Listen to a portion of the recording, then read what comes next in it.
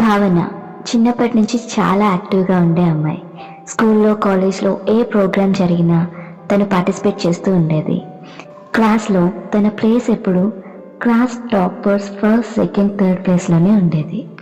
తను post graduation complete చేసేంత వరకు స్టడీసే తన లోకం. ఎగ్జామ్స్, తోటి స్టూడెంట్స్తో కాంపిటీషన్, మార్క్స్ కోసం పోటీ పడి పరిగెట్టడం, ఇదే తన ప్రపంచం. తను పోస్ట్ గ్రాడ్యుయేషన్ ఫైనల్ ఇయర్లో ఉండగానే తన బంధువుల అబ్బాయిపై ఇష్టం, తర్వాత ప్రేమ, దగ్గర బంధువులే కావడం వల్ల చదువు అవగానే పెళ్ళి, హ్యాపీ లైఫ్, తెలియకుండానే ఇయర్స్ గడిచిపోయాయి. ఇంతలో ఒకరోజు తన పక్కింటి వాళ్ళ ఫంక్షన్కి వెళ్ళినప్పుడు తన క్లాస్లో తనతో పాటు చదువుకున్న తనూజ అనే అమ్మాయి తనకి కనపడింది. ఎలా ఉన్నావు, ఏంటిక్కడ అని మాటలు స్టార్ట్ అయ్యాయి. తనూజ తను ఒక ప్రైవేట్ కంపెనీలో అసిస్టెంట్ హెచ్ఆర్గా జాబ్ చేస్తున్నానని, 2 years బ్యాక్ వాళ్ళ డాడీకి ఆనందంతో బైక్ కొంటే ఆయన సంతోషంతో తనకి హస్బెండ్ని తీసుకొచ్చారు అని, 2 years బ్యాక్ తనకి మ్యారేజ్ అయిందని చెప్పుకొచ్చింది. నిజానికి తనూజ ఒక యావరేజ్ స్టూడెంట్. కాలేజ్లో కూడా ఏ ప్రోగ్రాంలోని పెద్దగా పార్టిసిపేట్ చేసేది కాదు. అలా వారు కాసేపు మాట్లాడుకొని ఫంక్షన్ అయిపోయాక ఎవరిళ్ళకి వాళ్ళు చేరుకున్నారు. ఆ మరుసటి రోజు భావన ఇల్లు మొత్తం సర్ది కప్బోర్డ్లోని పేపర్స్ని చేంజ్ చేసి డ్రెస్సులన్నీ నీట్గా సర్దుతున్నప్పుడు భావన తన సర్టిఫికెట్స్ అన్నింటినీ భద్రపరుచుకున్న ఫైల్ కనిపించింది.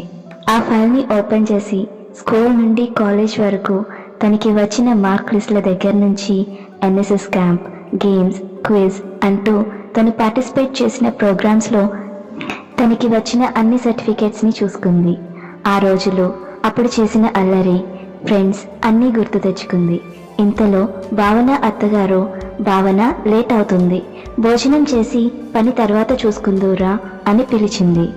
దాంతో భావన వస్తున్నా అత్తమ్మ అని త్వరగా బీరువా సర్దేసి అత్తగారితో కబుర్లు చెప్తూ భోజనం చేసి మార్నింగ్ నుంచి ఇంటి పని అంతా చేయడం వల్ల అలసటతో కాసేపు నిద్రపోదామని గదిలోకి వెళ్ళి కాసేపు కళ్ళు మూసుకొని పడుకుందో లేదో ఎవరో కబోర్డ్ ఓపెన్ చేస్తున్నట్టుగా సౌండ్స్ రావడం మొదలయ్యాయి.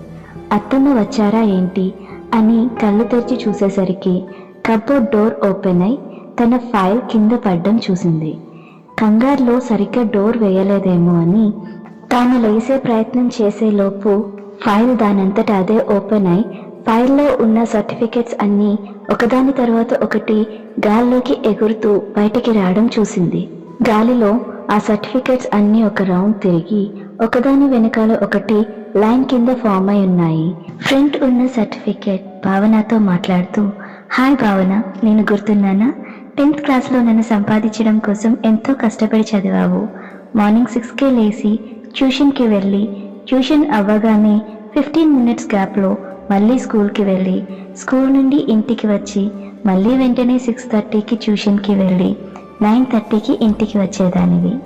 అంత కష్టపడ్డావు కాబట్టి ఫస్ట్ క్లాస్ మార్కులతో నన్ను సంపాదించుకోగలిగావు. నీ లైఫ్లో సంపాదించిన సర్టిఫికెట్స్ అన్నింటికీ నేనే తొలిమెట్టు కావడం నాకు చాలా ఆనందంగా ఉంది. ఆ టైంలో చదువు మీద నువ్వు చూపించిన శ్రద్ధకి నేను చాలా గర్వపడ్డాను అని చెప్పి ఆ సర్టిఫికెట్ వెనక్కి వెళ్ళిపోయింది. హాయ్ భావన, నేను గుర్తున్నానా? ఇంటర్ సర్టిఫికెట్ని. బాల్యానికి యవ్వనానికి మధ్య అయోమయమైన సంవత్సరం నాతోనే గడిచింది. ఏమీ తెలియని అమాయకత్వం, ఏదో తెలుసుకోవాలనే ఆతృత. క్లాస్ రూమ్లో ఏ లెక్చరర్ అయినా ఎవరినైనా పొగుడుతుంటే వాళ్ళకి నేను ఏమాత్రం తక్కువ కాదు అని, మార్కులతో వాళ్ళని ఎలా అయినా ఓడించాలి అని నీ కాంపిటేటివ్ స్పిరిట్ ఆ రోజుల్లో నాకు చాలా ఇష్టం.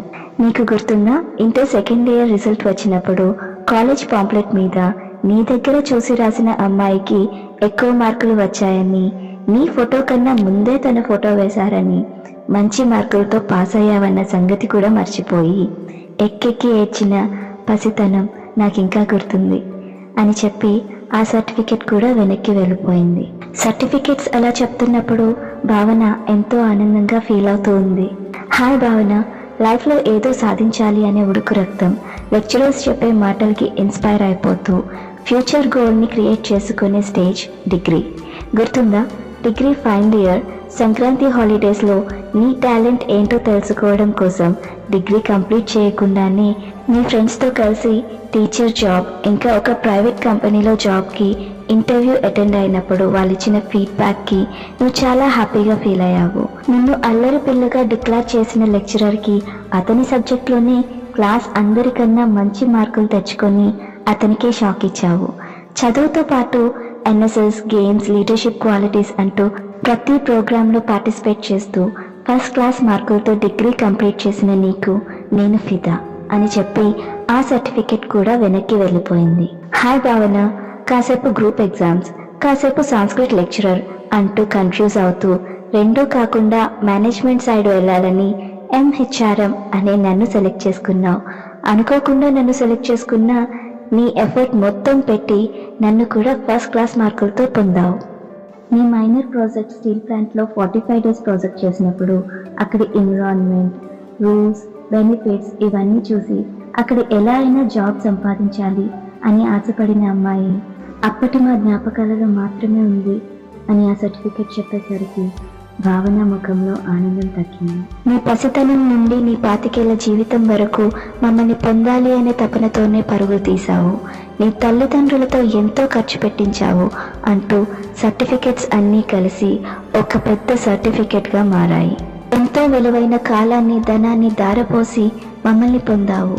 కానీ ఇప్పుడు మా విలువ ఎందుకు పనికిరాని పాత న్యూస్ పేపర్స్ కన్నా తక్కువే. ఎందుకంటే వాటిని కనీసం షెల్ఫ్ని నీట్గా ఉంచడం కోసమైనా వాడుతున్నావు. కానీ మమ్మల్ని ఎవరికీ కనిపించకుండా, మా వల్ల ఉపయోగం అనేదే లేకుండా అంధకారంలో దాచి ఉంచుతున్నావు. మమ్మల్ని సంపాదించడానికి కష్టపడిన విధానాన్ని గుర్తు తెచ్చుకొని నిన్ను చూసి గర్వపడాలా? అంత కష్టపడి మమ్మల్ని సంపాదించి మా ద్వారా ఏ ఫలితం పొందకుండా ఈ కప్బోర్డ్లో మమ్మల్ని దాచి ఉంచినందుకు బాధపడాలా? తెలియడం లేదు. మా కోసం నీ శక్తిని, సంపదని, సమయాన్ని దారపోసింది ఇలా ఎందుకు పనికిరాని వాటిగా మమ్మల్ని మార్చడానికేనా అంటూ ఆ సర్టిఫికెట్స్ భావన దగ్గరికి వస్తూ, మమ్మల్ని పొందడంలో నువ్వు పడిన కష్టానికి ఫలితం ఏది? నీ తల్లిదండ్రులు నిన్ను చదివించింది ఎందుకేనా అంటూ ఆ సర్టిఫికెట్ భావన పైకి రాబోయింది. దాంతో భావన ఉలిక్కిపడి లేచింది. కప్బోర్డ్ చూస్తే క్లోజ్ చేసే ఉంది. రూమ్ అంతా ప్రశాంతంగా ఉంది. భావన ఒక్కసారి ఊపిరి పీల్చుకుంది. కానీ తన మనసులో ఏదో ఆందోళన. చదువుకొని నేను ఏం సాధించాను? నన్ను చదివించిన తల్లిదండ్రులకి ఏం చేశాను అని తనలో తనే మదన పడింది. కానీ బయటికి వెళ్ళి ఉద్యోగం చేయడానికి అత్తింటి వారు ఒప్పుకోరు. చదువు లేకపోయినా ఇంట్లో ఉండి సంపాదిస్తున్న వారు చాలామంది ఉన్నారు. వారిలో నేను కూడా ఒకటి ఎందుకు కాకూడదు అనే ఆలోచన భావనలో కలిగింది.